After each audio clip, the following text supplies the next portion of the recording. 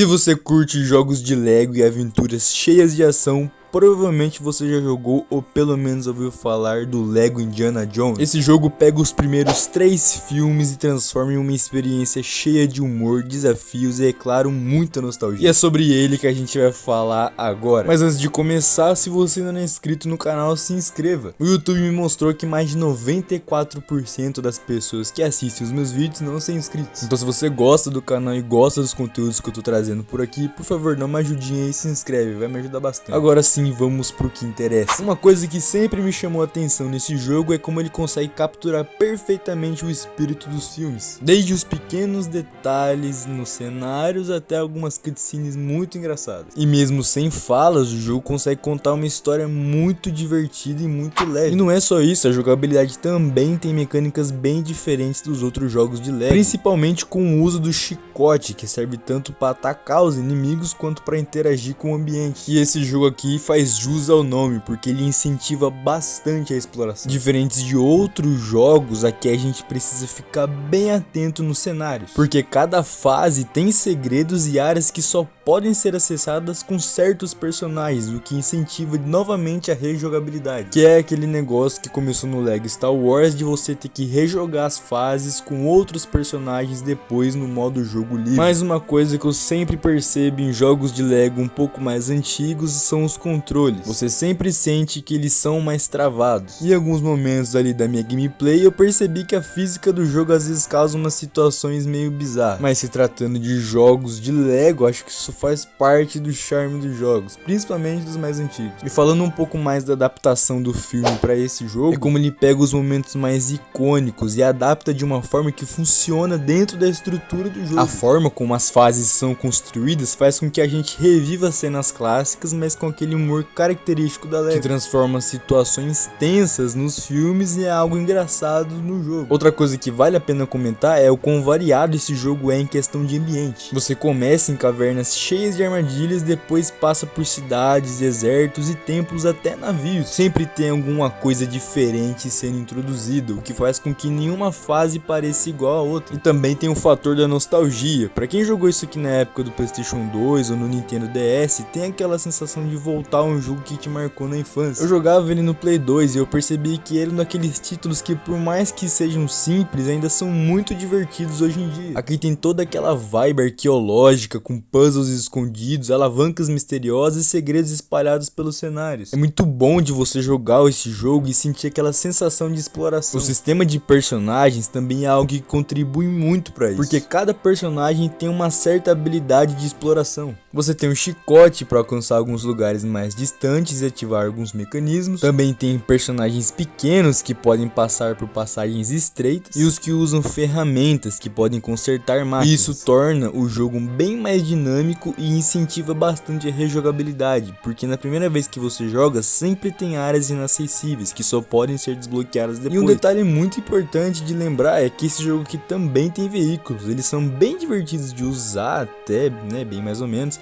mas tem perseguições com motocicletas, trechos de tanques de guerra e até momentos que você pode usar um avião. São partes mais curtas, mas quebram muito o ritmo de exploração e deixa tudo bem mais, inclusive cinematográfico. E claro, um jogo de Lego com veículos, o gameplay não podia ser dos melhores. O controle ele é bem travadinho, mas é até que divertido. E é muito legal como ele mantém o humor visual característico da Lego. Os momentos mais sérios dos filmes viram cenas engraçadas e às vezes até inesperado como eles conseguem transformar algo tão tenso em uma piada. Tipo, em vez de um vilão morrer de um jeito muito trágico, ele pode acabar sendo derrubado por uma banana ou alguma coisa desse tipo. Esse equilíbrio entre a ação e a comédia é algo que os jogos de Lego sempre fizeram muito bem. Mas uma coisa que incomodou um pouco talvez seja a variedade de inimigos. Você enfrenta muitos capangas muito genéricos durante a campanha e às vezes as formas de derrotá-los não mudam muito. Ele quebra a repetição em alguns momentos, mas isso deixa o jogo um pouco mais repetitivo também. Então ele tem um certo equilíbrio ali. E como eu disse, esse jogo não tem falas e às vezes a ausência dos diálogos aqui me incomodou um pouquinho, porque eu ainda não cheguei a ver os outros filmes, eu só vi o primeiro. Então a história pode ficar um pouco mais confusa para quem não conhece os filmes, já que o jogo depende muito de gestos e expressões dos personagens. Mas isso não é um defeito, tá longe de ser um defeito, isso é só uma coisa que me incomodou um pouco na hora que eu joguei. Mas mesmo sem assistir os outros filmes, é impressionante como eles conseguem transmitir a ambientação dos templos usando só as peças Lego. Olha esses detalhes de cenário, como as estátuas, a vegetação, até reflexos na água, mostra que para um jogo de 2008 o capricho foi muito grande. E é muito bom como esse jogo não tem medo de ser desafiador. Claro que não é um jogo difícil, mas algumas fases exigem que você pense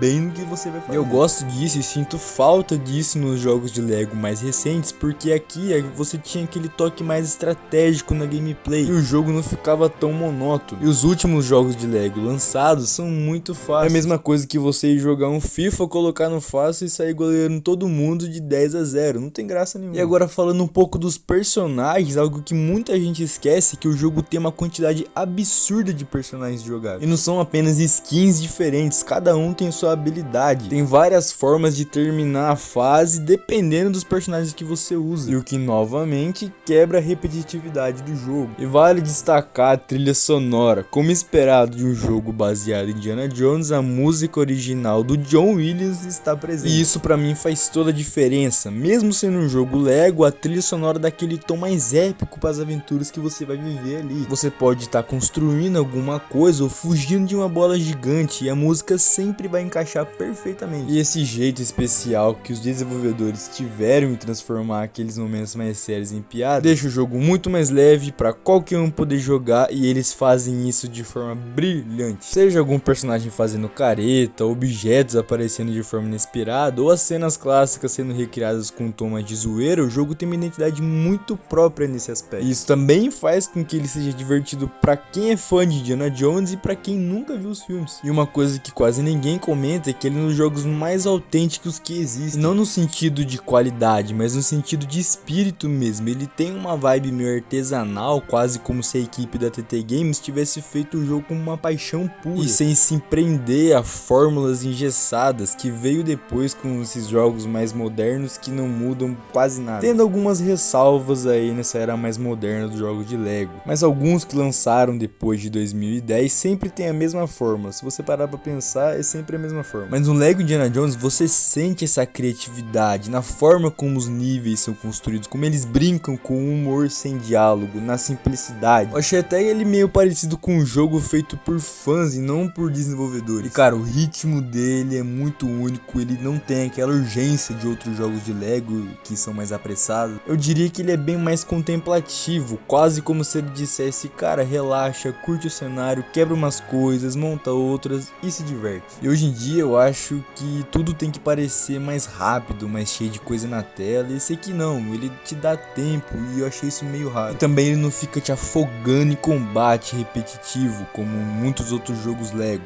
Apesar dele ter alguns inimigos repetitivos, aqui eu diria que você passa mais tempo resolvendo os puzzles mais simples. E quando rola a ação, ela é simples, divertida e até meio tosca de propósito, como deve ser no jogo Lego, mas com aquela repetitividade de inimigo. Eu não podia deixar de falar dos chefes, eles são bem mais simbólicos do que desafiadores, mas isso funciona porque o jogo não tenta ser hardcore ou épico demais. Ele sabe que ele é uma homenagem leve, carismática e boba a uma trilogia de filmes absurdamente amada. E essa simplicidade é muito estranha porque ele tem aquele tom mais silencioso, não tem as vozes, mas fica aquela trilha sonora muito boa e isso cria uma imersão mais diferente, sabe, mais íntima, que faz você querer prestar atenção no jogo e nos pequenos sons. Seja um bloco quebrando, uma engrenagem girando, o barulho de passos, é meio poético até esse jogo pra parar pra pensar. Enfim, Lego Indiana Jones pode não ser o jogo mais lembrado, mas ele tem alma e às vezes é só isso que a gente quer jogar, um jogo com alma. E se você achou que esse vídeo aqui também tem alma, gostou do vídeo, se inscreve, cara, por favor, dá um likezinho, comenta o que você achou do vídeo e também comenta quais os próximos jogos que vocês querem que eu faça uma análise por aqui. Muito obrigado a todo mundo que tá acompanhando os vídeos e se você viu até aqui, muito obrigado e até um próximo vídeo.